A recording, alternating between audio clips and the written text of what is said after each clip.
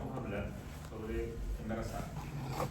El tema de embarazo, yo creo que ustedes lo han visto de manera bastante extensa durante todo su tiempo, toda su vida acá en la universidad, tanto en fisiología, seguramente. El año pasado o este año van a ver pacientes embarazadas. ¿Ustedes han tenido alguna paciente embarazada? No. ¿No han atendido nunca a una embarazada? ¿Y alguien que haya estado embarazada? No está. ¿Usted? ¿A término o qué edad tiene? ¿Yo? No, su... Un año 7. Un año. Cuéntanos tu testimonio. Bueno, hola, soy Paulina y... Estoy cumpliendo años. No, pero a lo que voy, ¿tuviste tu control odontológico bien? ¿Sí? ¿Pasaste por esto? Sí, también. Ya. Entonces, listo, ella nos va a hacer la clase. Ah, Yo voy a sentar allá atrás. No, mira, a lo que voy es que han pasado ustedes esta temática de manera bastante extensa, diría yo, porque lo han visto en patología y vieron seguramente patologías frecuentes en pacientes embarazadas, como cuál, ya sea sistémica u oral. Gingivitis, ya, perfecto. Fíjense que en el grupo de la mañana pasó lo mismo. Fue la primera manifestación que se mencionó. Ahora, ¿cómo podrías calificar el embarazo respecto a la gingivitis? ¿Por las hormonas? Ya, o sea, ¿lo provoca, lo favorece? Como que ¿Qué es lo que es? exacerba. Como que Ya. estaba, pero exacerba lo que estaba. Por lo tanto, ¿cómo lo podrías calificar? ¿Qué nombre le darías al embarazo respecto a la gingivitis? ¿Factor de riesgo o factor modificador? ¿Ya? A mí me gusta más el término factor modificador más que factor de riesgo, porque como que le da una característica negativa al embarazo, siendo que es tan lindo, sí, y después cuando nacen tienen 2 años, ahí no tan lindo, pero bueno, eso es otra historia. Ya te hago. Y espérate, como digo yo, ¿XX o XY? XY, ya, 13 años, 12, 13 años, ahí conversamos, estoy en esa, entonces... ¿Qué está ahí en esa? Hasta allá arriba. El tema de llamarlo factor de riesgo, no sé, pero es una cuestión semántica mía, ¿no? ¿Cómo actúan ustedes ahí? ¿Qué hacen? Prevención. ¿De qué manera? Instrucción de higiene, limpieza si es necesario. Limpieza, ¿será lo más técnico decirle limpieza? Extractrágicos. Extracto de boca completa, el coronario, modificaciones de factores locales, ahí sí de riesgo, como pueden ser, por ejemplo, restauraciones en mal estado, restauraciones Charlie, mesializaciones de algunos dientes, generando por lo tanto áreas donde se dificulta una correcta higiene, etcétera, etcétera. Perfecto, ya tenemos eso. Y como factor hormonal, como causante o modificante principal de la situación o de esa disbiosis que se genera entre las bacterias y el medio donde se encuentran. Perfecto. ¿Qué otra patología frecuente pudiesen encontrar ustedes en pacientes embarazadas? Que ustedes pudiesen intervenir ya sea directa o indirectamente. Ya, diabetes gestacional, ahí para allá nos vamos ahí, perfecto. ¿Qué otra cosa más?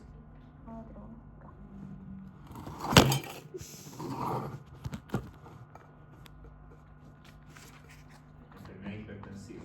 No precisamente hipertensión, sino que enfermedad hipertensiva calificándola como una situación puntual de hipertensión, quizás transitoria, dependiendo de el tránsito por esa situación, que en este caso es el embarazo, que está provocando esta alza de presión, etcétera, etcétera. Que es algo que ya enunciamos la semana pasada y que la idea es que se profundice en el estudio. ¿No fue la anemia? Ah, anemia también, maravilloso, cosa que no lo dijeron en la mañana. Entonces son muchas situaciones en las cuales ustedes ya tienen una base y que volverle a explicar acá era una redundancia, ¿ok? En patología, el año pasado o el antepasado, vieron también patologías orales respecto a la embarazada, ya sacando de la ecuación la gingivitis. ¿Alguna que les recuerde? Acá en el sector platea, ¿qué podrían decir? No, no recuerdo nada. Yo me acuerdo de la vez tampoco. La granuloma, ¿cierto? Ah, sí, había uno de embarazo. Exacto. Granuloma péptino. ¿Cómo se trata el granuloma péptino? ¿Qué es lo que es el granuloma péptino? ¿Cómo es su constitución histológica? ¿Cómo ustedes lo verían al microscopio? Con la fibra de colágeno. ¿Ya? Esos conceptos tienen que irse a recordar a patología. ¿Ya? Por eso que esta clase es una clase transicional, es una clase como intermedia de temáticas que son relativamente no densas y tampoco tan relajadas a las clases que siguen, que son, yo las considero un poco más densas, es decir, gastrointestinal, le podría decir, pero para mí renal, endocrino y nervioso son latas de hacer, así que soy súper sincero, porque es materia un poco más densa de la que ya han visto y quizás menos frecuente de lo que ya corrientemente ustedes se enfrentan. Por lo tanto, nos vamos a basar simplemente o fundamentalmente en describir lo que aparece en esta guía y describir algunas cosas que ustedes seguramente manejan respecto a la atención de pacientes embarazadas. Y también aspectos de conocimiento de asignaturas mucho más previas que esas, como embriología. ¿Okay? Ustedes saben de que el embarazo se divide en 3 etapas o en 3 trimestres, ¿cierto? Sí.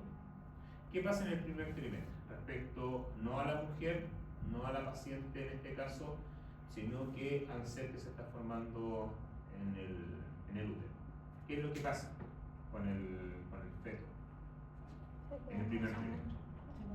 Desde la fecundación hasta que se cumplan el tiempo relativo del primer trimestre. ¿Qué es lo que sucede ahí? ¿Cómo lo podrían resumir? ¿En una frase o en una palabra?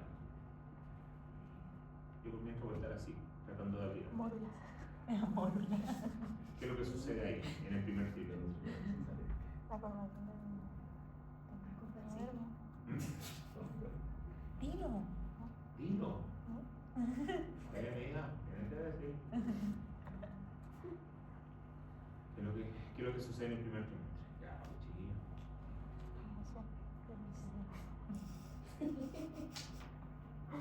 Que le quedan para ¿Quiere? ¿No? ¿Nada? Ashley, no pasa que yo lo vaya escribiendo. ¿Qué es lo que pasa en el primer trimestre? Chiquillos, de manera bien sincera, y ustedes saben que soy bien sanguchito palta, y ya se los dije a un grupo de terceros preclínico, y se los dije en el contexto de hacer cosas prácticas o cavidades. Estamos en cavidad clase 2, estamos empezando, ustedes saben. Y les mencionaba de que se estaban demorando mucho porque hicimos ayer una cavidad clase 1 en mano, en un diente natural, y de ahí tenían que pasar a una misma clase 1 en fantasma. ¿A quién le dice preclínico? A usted, ¿cierto? A Tomás también. ¿Cómo olvidar ese cambio de puesto y esa acusación de que por su culpa, profe, me están hablando porque cambié de puesto? Y soy bien cabeza de pollo, pero de eso, pero cierto. No con ese problema, pero... Entonces lo que les dije a los chiquillos es que se demoraron demasiado. Se demoraron demasiado en hacer una clase 1 que más encima en mano la podrían haber hecho, iniciar la cavidad y terminar la restauración en 15 minutos. Sí, en menos. Entonces, les mencioné, y quizá acá a algunos, si es que le toca el corazón, bienvenido sea. Si le toca y se le coloca el poncho, que se lo coloque bien puesto, como lo dije en alguna oportunidad en biomateriales. No esperen, se lo dije a ellos. Ahora, si se lo quieren tomar ustedes, bienvenido sea. No esperen a que les bajen los requisitos en clínica, porque si ellos esperan eso, van a ser unos mediocres. Y acá ninguno es mediocre. Pero, ninguno. ¿Ya? Entonces, ¿a qué iba? Porque ellos trabajan tan lento de que se puede llevar a un reflejo de lo que pasa en cuarto y en quinto, en que están recibiendo pacientes todo el primer semestre hasta agosto, pasan y circulan pacientes, ingresan, no presentan nunca, llegan hasta hasta agosto y recién comienzan a presentar pacientes. Y llegan a noviembre y en noviembre recién se apuran y hacen las cosas no de manera excelente y esperan bajar el requisito. Aquí tanta cháchara con lo que estoy diciendo y con lo que va en la clase. Equivóquense por último, pero esto se puede transformar en un monólogo de mi parte, o si no, mejor no hacemos clases y les mando cápsula y chao.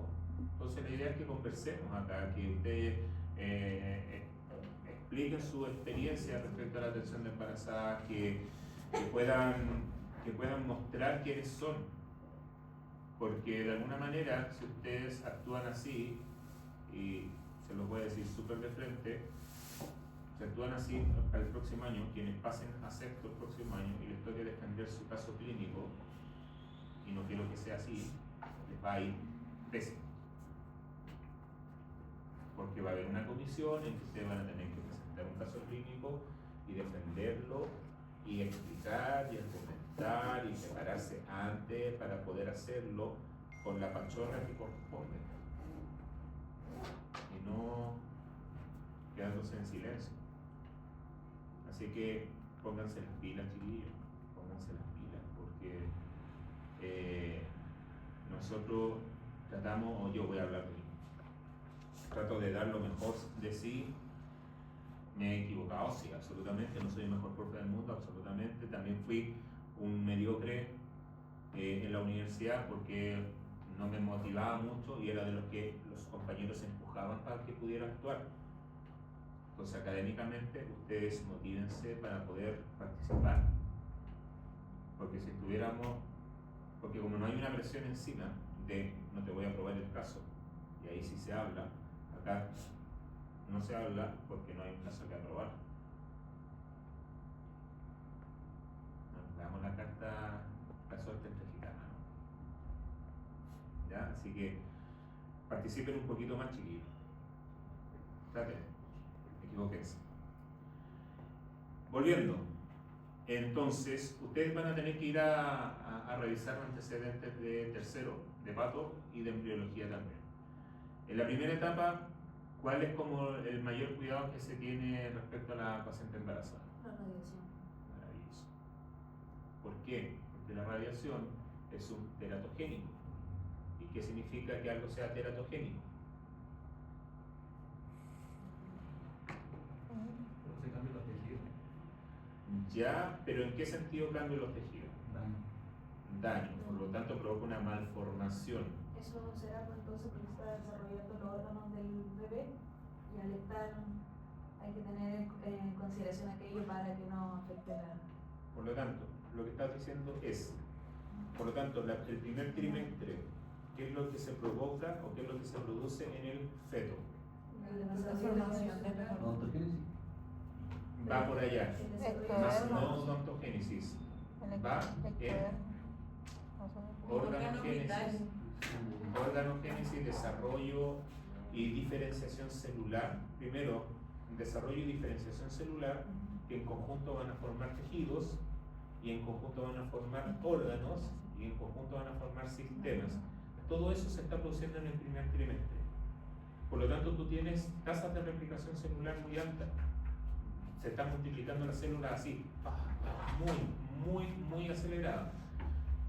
Y podríamos decir hasta, entre comillas, hasta sin control. Y lo digo entre comillas porque existe un control celular. Pero, ¿qué pasaría con una persona que, estando atenta a lo que está haciendo, pero está haciendo muchas cosas, es más fácil de que algo la distraiga a esa persona que se hiperfocaliza en solo una acción? o yo estoy hablando algo equivocado. Alguien que es multifacético, multifacética y que es capaz de hacer muchas cosas a la vez, porque paréntesis, lo que dicen, no, que las mujeres pueden hacer dos cosas al mismo tiempo, mentira, nadie puede hacer dos cosas al mismo tiempo. Así como tan bien y que, tú eres hombre, entonces con suerte masticáis chicle y camináis. Es verdad. Usted hable por usted, por su pareja, no. Lo dijiste tú, Mansi. No usted, ya. Pero cuando uno se hiperfocaliza, cuando uno se concentra en algo, uno es capaz de no prestar atención al ambiente. Pero cuando uno está con muchas atenciones, es más fácil de que algo que pase por fuera te distraiga y te saque de ahí. Porque tu atención está dispersa. Algo similar pasa cuando en una multiplicación celular el material genético está abierto constantemente. Piensen qué es lo que se produce en una multiplicación celular. ¿Cómo es ese ADN que está enroscado?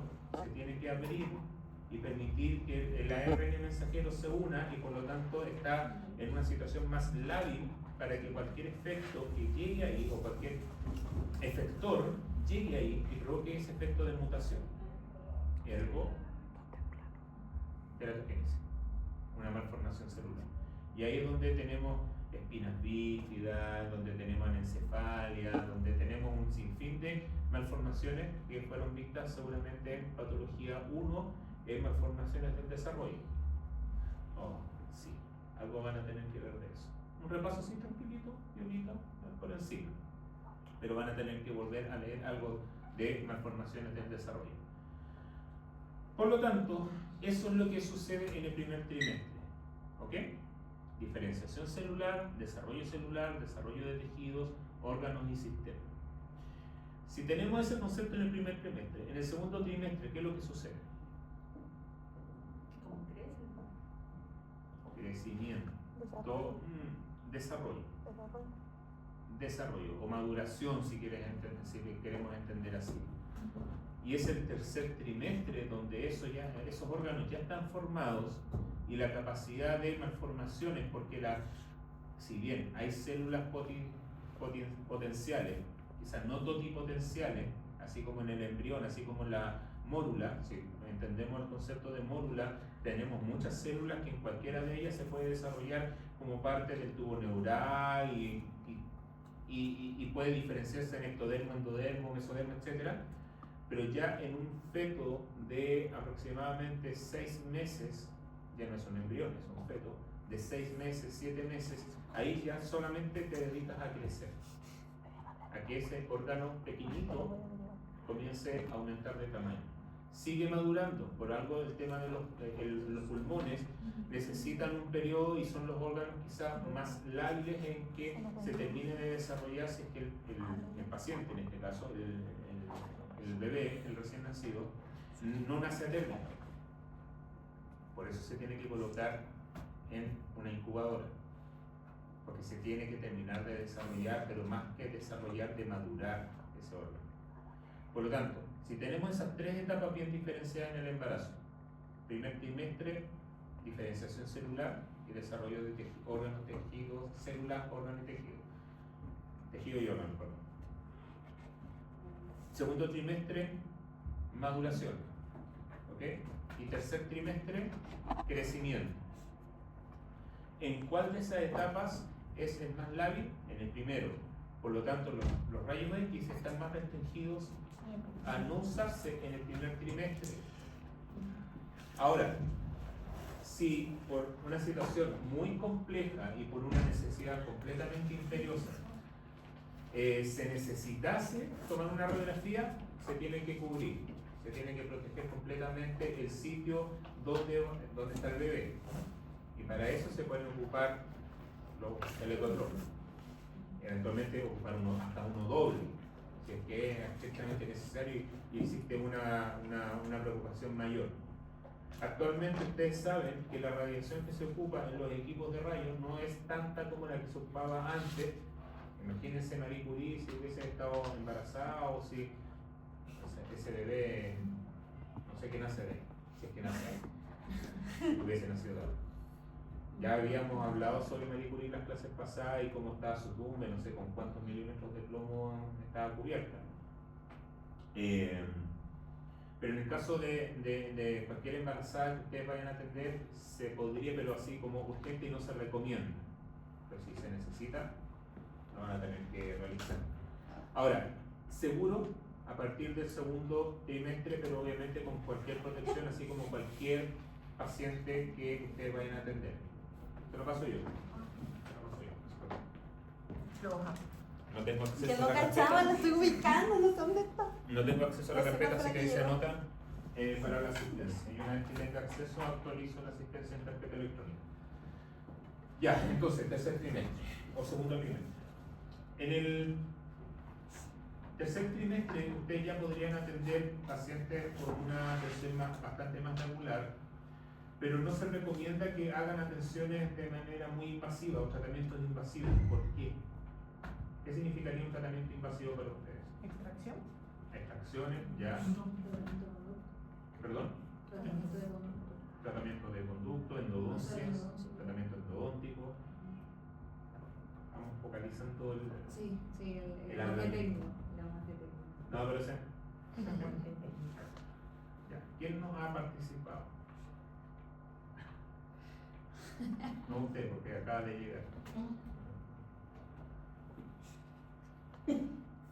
¿Qué otro tratamiento complejo te imaginas tú que podrías no hacer? Ustedes dos. Tere y Ashley. ¿Qué tratamiento complejo podrías no hacer o deberías no hacer en el tercer trimestre? Pulido radicular. Listo, bien. Ashley. Perfecto. Todo eso lo podemos traducir a tiempo de trabajo. ¿Cuánto te lleva hacer una cirugía plástica periodontal, una gingivectomía así amplia? Pensemos en esta paciente que tiene quizás tuvo hipertensión, se embarazó, tuvo consumo de glicerifino o algún otro fármaco y que le generó una hiperplasia gingival y dice, pues, ¿sabes qué es? Con el embarazo, así la gingivitis, hay que hacer algo, lo que dijo Ashley, dijiste tú una gingivectomía, perfecto. Por lo tanto, eso lo tendrían que posponer por el tiempo de trabajo. Quizás no tanto con el tema de la anestesia. Y con respecto al tema de la anestesia, vamos a recibir a un representante de Septodon ahora, más tarde, en algunos minutos más. Entonces presten atención porque eso también va a ser considerado como contenido de la clase. No es que, oye, el profe está poniendo la moneda y va a invitar a alguien, eventualmente sí, pero coincidió. Y qué bueno que haya coincidido porque en la mañana les dio varias claves de uso de anestesia en pacientes embarazadas, en niños, que es bastante bueno y bastante clever para su propia atención en cerebro, así que presten atención. Volvemos. ¿Qué otro cuidado debiesen tener en pacientes embarazadas en atención? Ya algo les insinué, atenciones cortas. La posición. Maravilloso. Ya, explique. Pasa adelante, su delegada. No. Porque comprime el nervio lo pesado. ¿Ya? El peso del. Desarrolla la idea. ¿Nervio solamente? No, en la columna y todo. Por la posición parece que es del lado blando. ¿Hacia dónde? Se tiene que lateralizar, ¿derecha o izquierda? Hacia la izquierda. ¿Ya?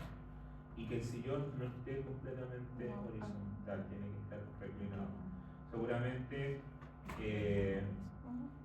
cuando le pregunten a sus pacientes embarazadas o ustedes les recomienden a sus pacientes embarazadas, van a tener que duerman más reclinadas, así como con 5 almohadas.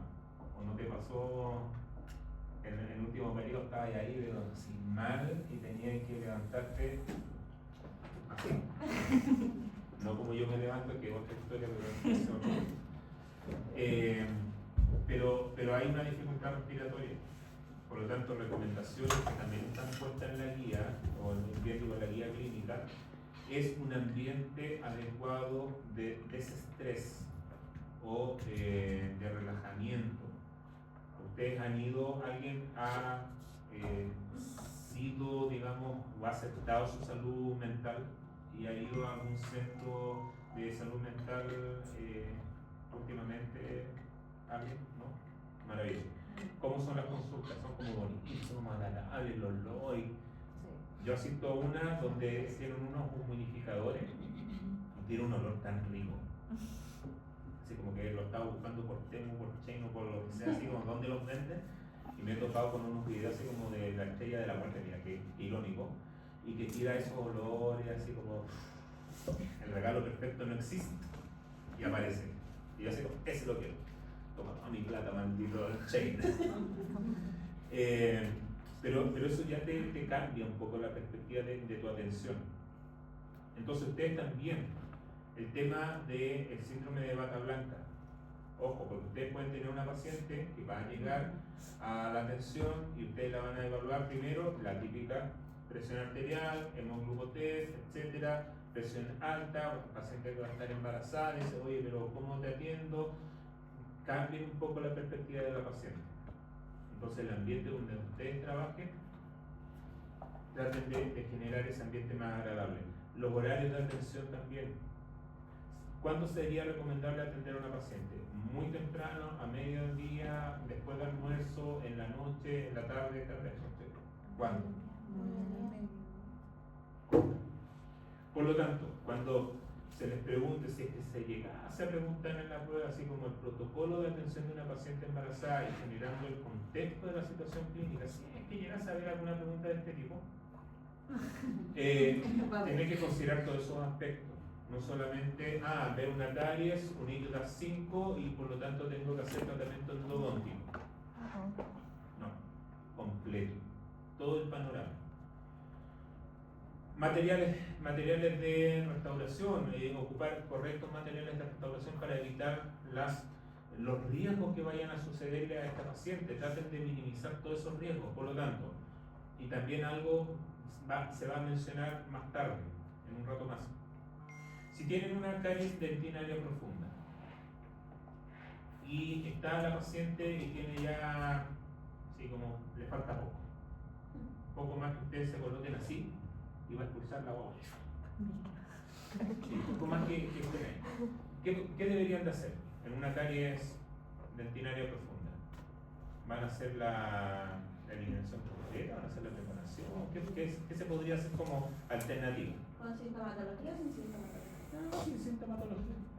No tiene dolor en la percusión, un pequeño dolor así como al estímulo, frío especialmente, molesta un poco, pero es una caries importante. ¿Trepana? ¿Quién dijo yo número? Bueno, por allá ahora. Inactivación de caries. Inactivan caries y si están muy profundos podrían llegar a ser una especie de recubrimiento indirecto. Sí. ¿Qué material ocuparían para el recubrimiento indirecto? Yo no me lo suelo. Hidróxido de calcio. Biodentín. Biodentín. ¿Qué dijo yo? Pero no hay en la clínica. Pero no hay en la Pero no hay en la clínica. Se usa flow. Biodentín. Lamentablemente. Biodentín o MTA. ¿Ya? En la mañana también salió el tema de que, pero profe, si hay que usar con amalgamador y que hay que hacer un agitador y todo. Sí, pero no. O sea, el MTA de por sí, la mezcla, obviamente hay que saber prepararla, un poco más rígido, etcétera, pero las propiedades son bastante buenas. En un principio, y desde el año pasado, para esta clase está solo cargada esta guía. Paréntesis, está absolutamente desactualizada. Ojo. Porque del 2013 al 2025 tenemos 12 años así como, y que han habido actualizaciones, creo que hay un par de actualizaciones, algunos puntos, algunas referencias, todo eso se va a ser cargado, pero no es de que haya sido emitido el año pasado o hace 2 años solamente, por lo tanto hay algunas cosas que actualmente no se ocupan, pero esta es la base y esto es lo que tenemos, ¿ya? Entonces, cuando les dije en la mañana, hagan la traducción simultánea a lo que ustedes vayan estudiando y que conozcan de que eso ya no se ocupa. Ojo, ¿ya? Pero la base, el fundamento, el grueso de la información es lo que está acá. La forma de tratamiento, el cómo se van a enfrentar a una situación de urgencia. frecuencia, el cómo ustedes van a tratar una caries, una pulpitis, etcétera, etcétera. ¿Por qué no se pasa eso así como tal, como en una clase? Porque eso ustedes ya lo manejan en otras situaciones, es como atender a cualquier paciente. Es como que si usted, entendiendo el contexto o la comparación, es como si ustedes atendieran a un paciente que tiene VIH. Es como si atendieran a un paciente que tiene alguna otra patología. Esto no es una patología, sino que es una situación, una condición, un momento puntual de la vida de la paciente. ¿Ok? Entonces, ¿cómo ustedes van a recibir a la paciente si le dice la anamnesis? Ustedes consultan en la anamnesis y dicen, ¿sabe qué, doctor o doctora o jovencita? Típico que están en la universidad y dicen jovencita. Egresan y si son más jovencitas, se ven más jovencitas, le van a seguir diciendo jovencita. Hasta cuando ya tengan como 35, 40 años y ahí recién le van a decir doctor. Algunas tienen esa ventaja, otras no. Así que se ven más jóvenes o no, o jóvenes nosotros. ¿Cómo se enfrenta en la anamnesis? O a partir de ahí, ¿cómo ustedes reciben a la paciente? La paciente le dice, ¿sabe qué, doctor? Tengo 10 semanas de embarazo. ¿Qué hacen ustedes?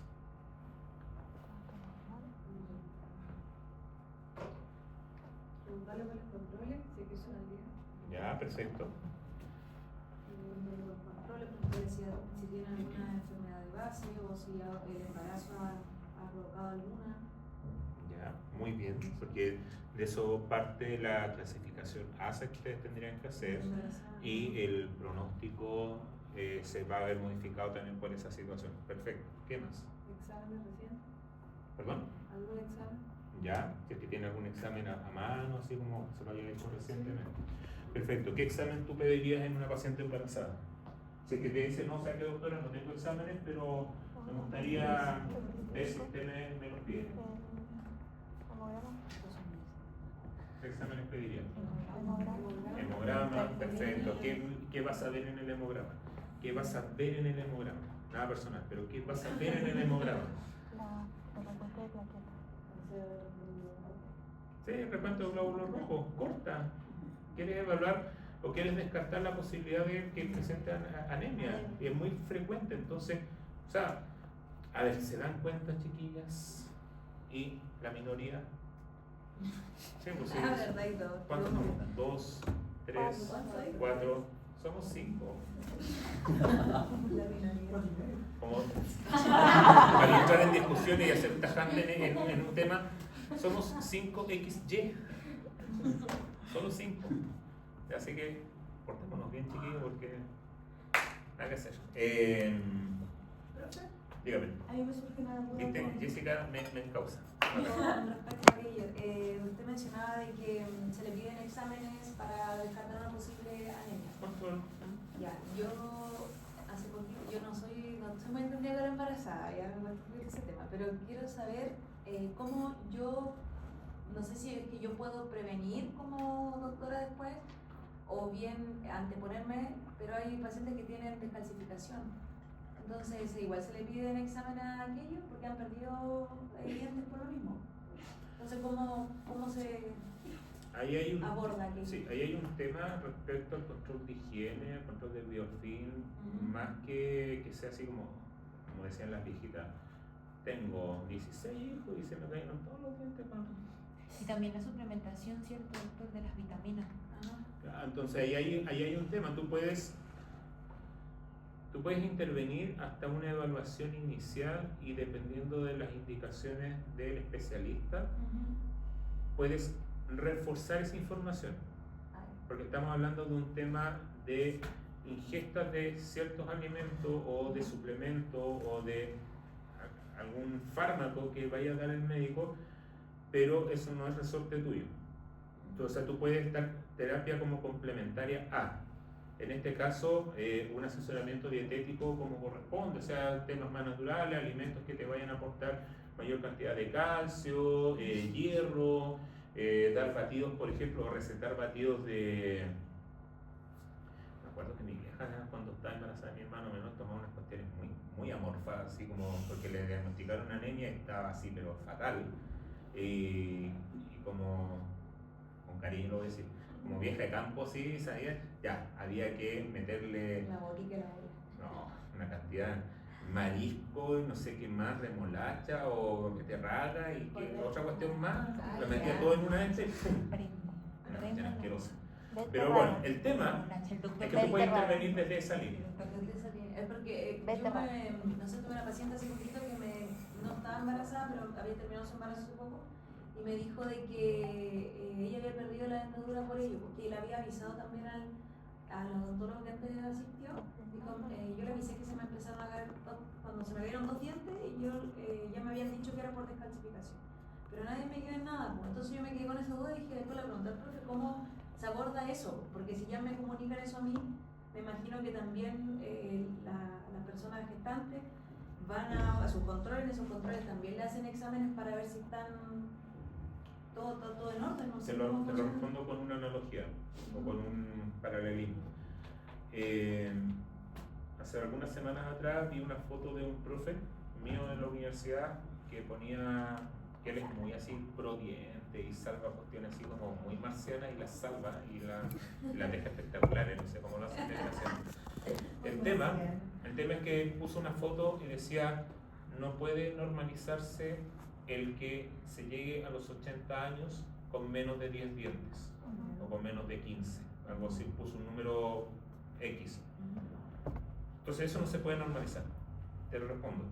No se podría normalizar de que, por el embarazo se me caen los dientes porque hay una descalcificación, el bebé me extrae el calcio de, sino que sí, efectivamente, si tú no tienes una correcta alimentación, de algún lado ese bebé se tiene que alimentar. Es como cuando tú no te alimentas correctamente y de algún lado se tiene que sacar la proteína de tus músculos.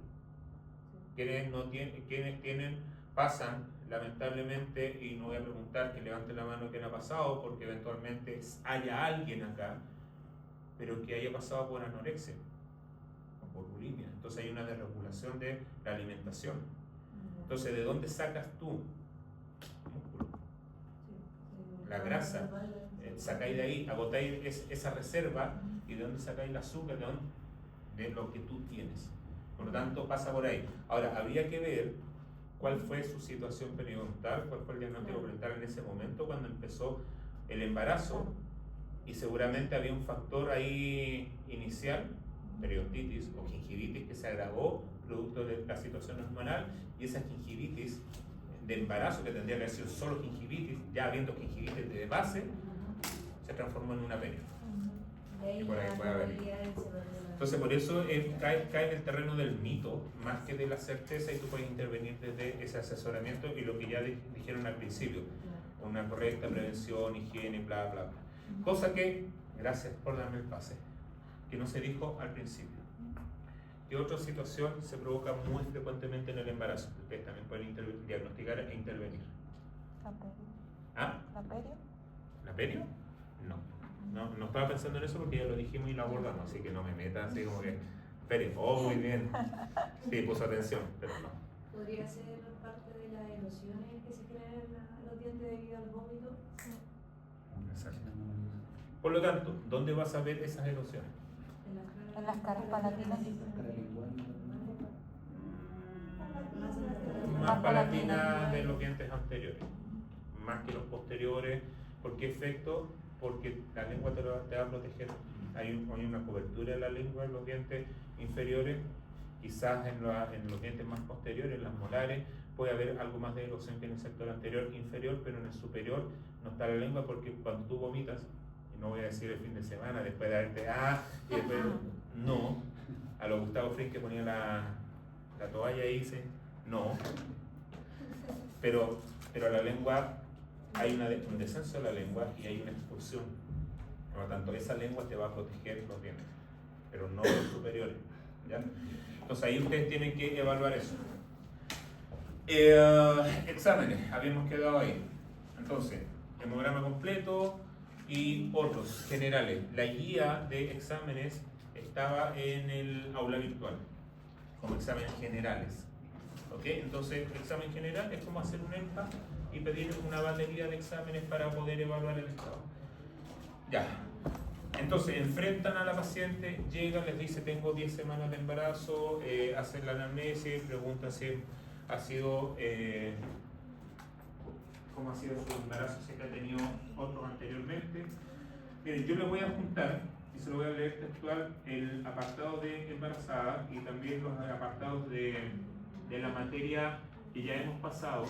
Esto no entra en el certamen, ojo, hasta la semana pasada solamente, ya por el cambio que se hizo. Pero les voy a juntar, bueno, en realidad les voy a juntar toda la última parte respecto a los anexos de este libro, que es de Anestesia Local en Odontología, escrito por uno de mis profesores. Y dice textual, dice, ¿está embarazada? Sí. Se debe preguntar si es primípara y en qué trimestre del embarazo se encuentra, y si es multípara, preguntar cómo han sido los embarazos anteriores. ¿Por qué se tienen que hacer esas preguntas? ¿Qué es lo que es primípara? Primer embarazo. Multípara, más de uno, el segundo o más, ¿cierto? Esto es como una sesión así de... Charla motivacional.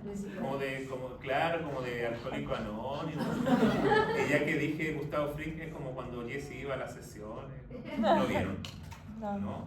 ¿Me está haciendo spoiler? ¿No vieron Breaking Bad? ¿Quién no ha visto Breaking Bad? Yo. Listo, salgan del salón.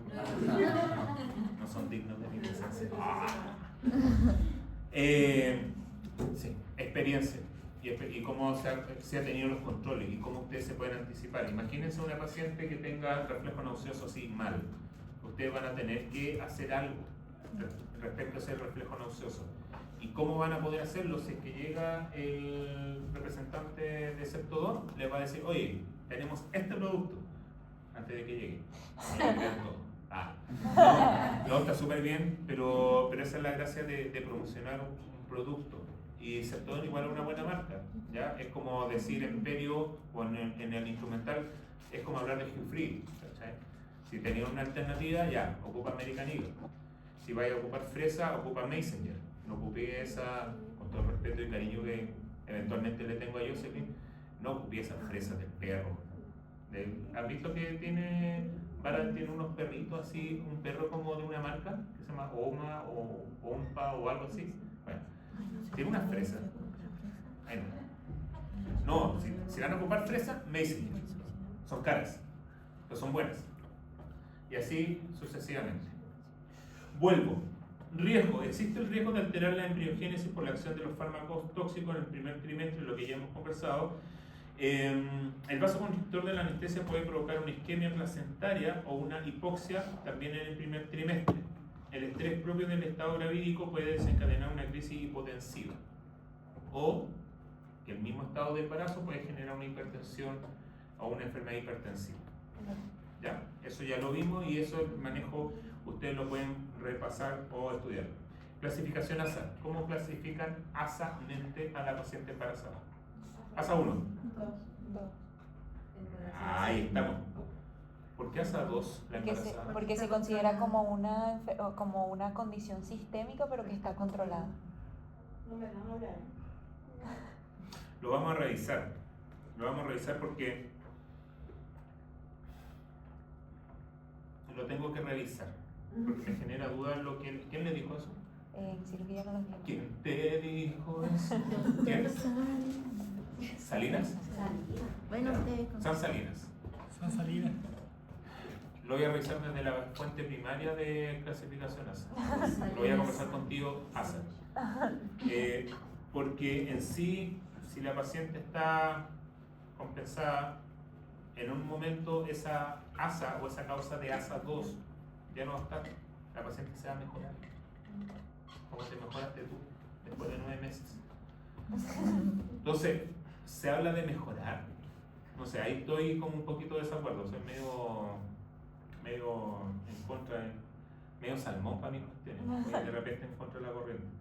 ASA 2, ya, embarazo con enfermedad sistémica compensada sin obesidad, y ASA 3 menciona acá, embarazada con enfermedades compensadas u obesa.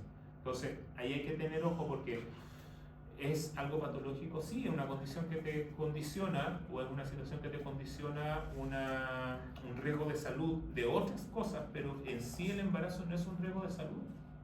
O si no, ya no voy a decir nada, pero o si no te condiciona otras cosas. Claro. No, porque después se me viene encima alguien de acné y cosas por el estilo. Bueno, ya lo dije. Entonces, ¿Qué es lo que tienen que tener precaución? El uso de fármacos que tengan, que sean inocuos. Ahí. Entonces, en la guía, yo no estaba puesto en la pantalla.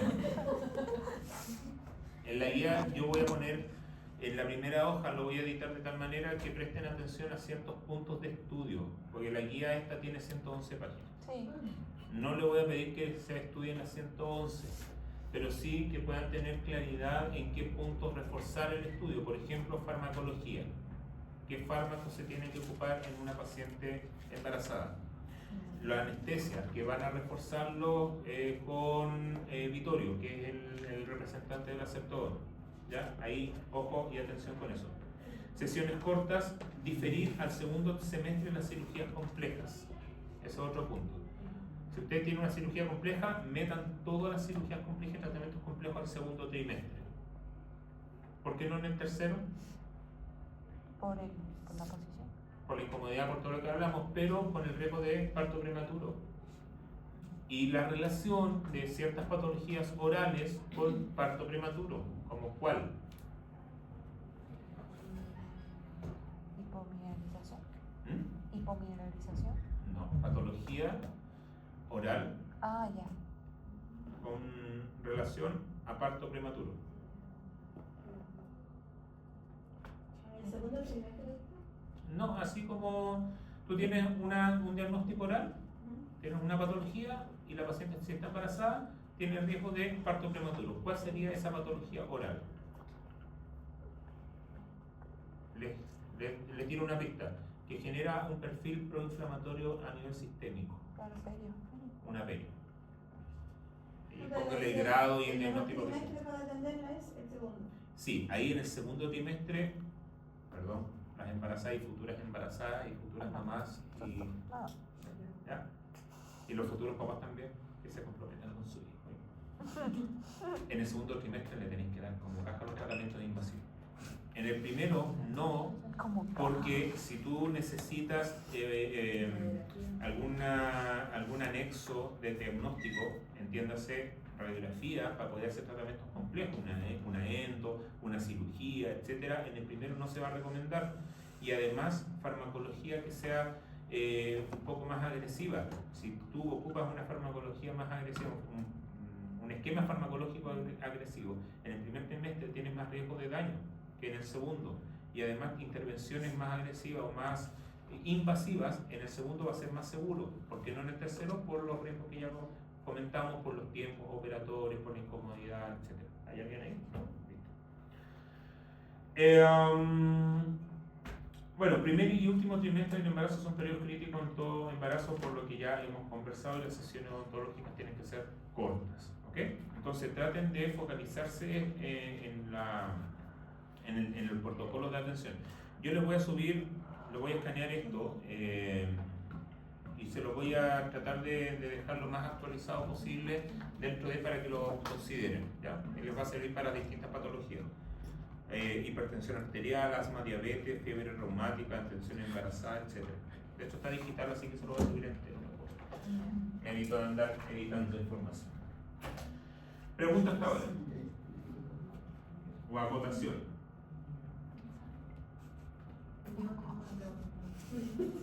¿Quién? ¿Qué pasa si una embarazada tiene una caries profunda y ya está Tamara.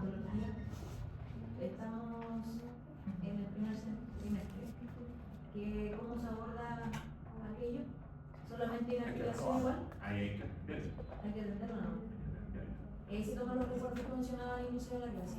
Si tú necesitas hacer una exodoncia y obviamente te quieres asegurar porque corresponde y hacerlo bajo todos los parámetros, tomando una radiografía, pensemos en un segundo molar, la paciente te dice, sí, mira, tengo esta radiografía antigua antes del embarazo y ves que hay una dislaceración, porque por ejemplo un caso súper extremo y te quiere confirmar cuál es el estado actual, nada que hacer. Nada que hacer. Ahora, la radiación que se provoca es mínima respecto a lo que pudiese ser un factor acumulativo tan alto. ¿Cachai? Hola.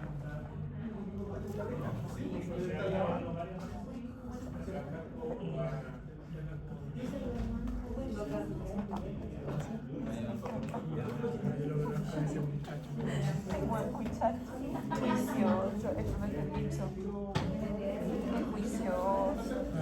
Ay, se enoja.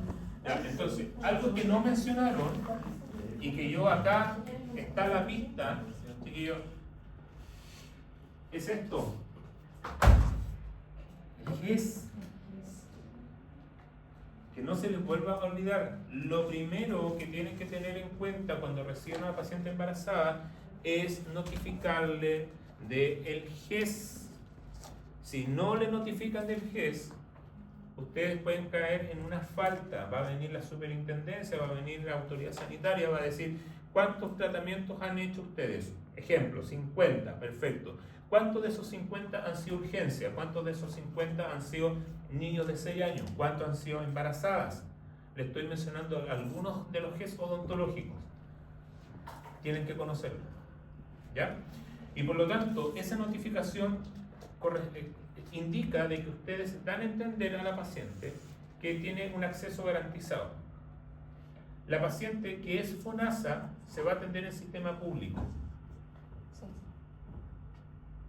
La paciente que es ISAPRE se va a atender en el prestador que le indique su ISAPRE. Va a ir, va a comprar un bono, ese bono va a tener un costo obviamente distinto, reducido a la atención particular, y va a haber una garantía también de atención en el centro de salud para que sea un tratamiento lo antes posible. Y existen plazos, o sea, aproximadamente para el inicio de la atención de aproximadamente entre 20 y 25 días. No debiese pasar más allá de eso. Una vez atendí a una paciente, creo que fue acá en CDO, acá en la universidad, y me dijo, no lo dijo así, pero como que yo lo entendí así. Esa cuestión no sirve de nada, si nunca te llaman para la gente, nunca te llaman. Ya, si no la llaman, no es problema suyo. Ustedes tienen que cumplir con la notificación. Si la paciente dice, ¿sabe qué? Yo no voy a tomar el GES y voy a atenderme en particular, perfecto, pero tiene que quedar consignado que la paciente, no voy a decir nombre ni nada, un ejemplo cualquiera, si una paciente random, cualquiera, sin dar nombres específicos, está embarazada, no estoy diciendo nada. No, pero la paciente X, llamémosla así, ya, la señora Juanita.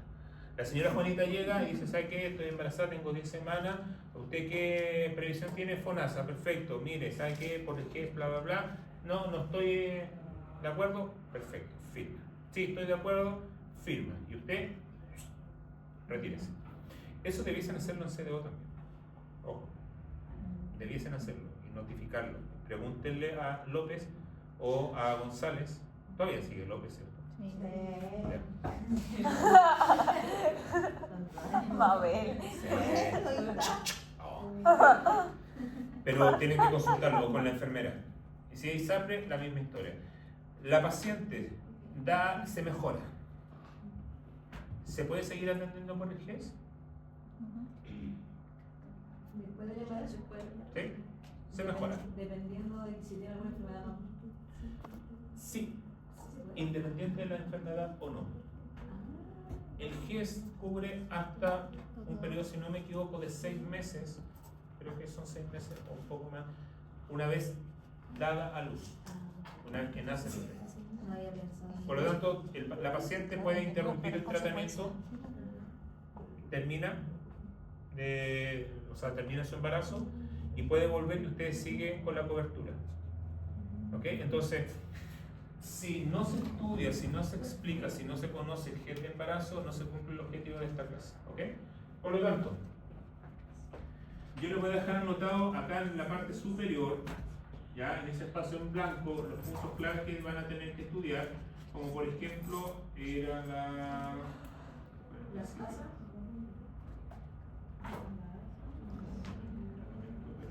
terapia.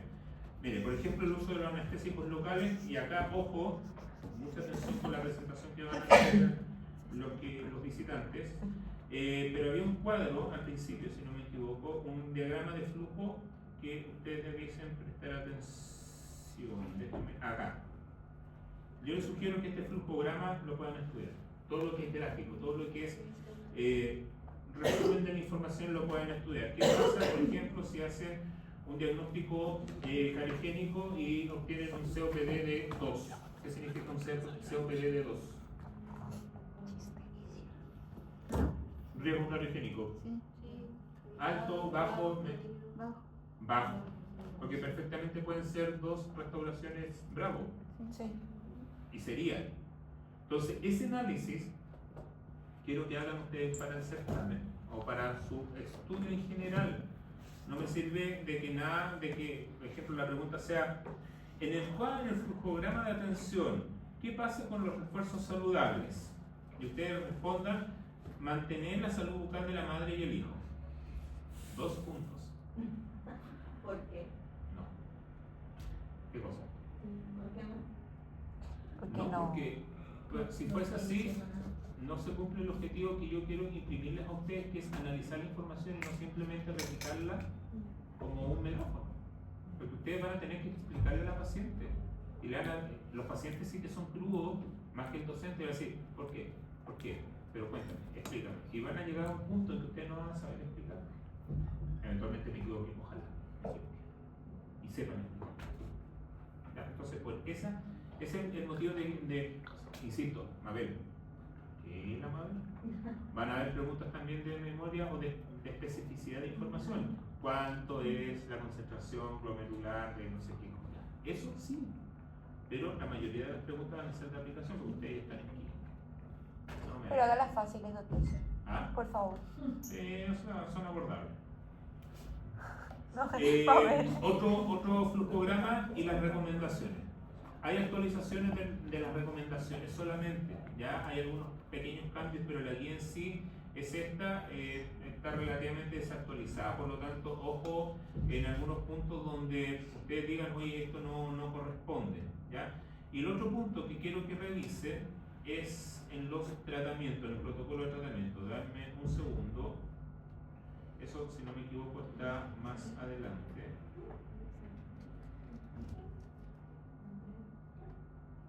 Alto riesgo, 7 años, índice de higiene. Acá. ¿Qué hacer con una pulpitis irreversible asintomática? ¿Qué hacer con una pulpitis hiperplásica? ¿Cuál es el tratamiento? Esto ustedes ya se supone que lo conocen. Se lo han pasado en cirugía, se lo han pasado en endo, tipo de terapia pulpar, qué tipo de tratamiento. Acá dice medicación con paramonoclorofenol alcanforado, que ya no se ocupa, y que lo que ocupan, a eso yo me refería con traducción simultánea. Ustedes van a leer esto y van a decir, oye, esto no se ocupa, perfecto, se actualiza, ustedes lo corrigen en su estudio. ¿De acuerdo? Voy a hacer pasar a los visitantes y relájense por mientras. ¿Ya? Estírense. No, break inmediato acá, ¿no? Porque si no se van y después ustedes. Actúen normal, por pensar. A la participación. No sé. En la mañana no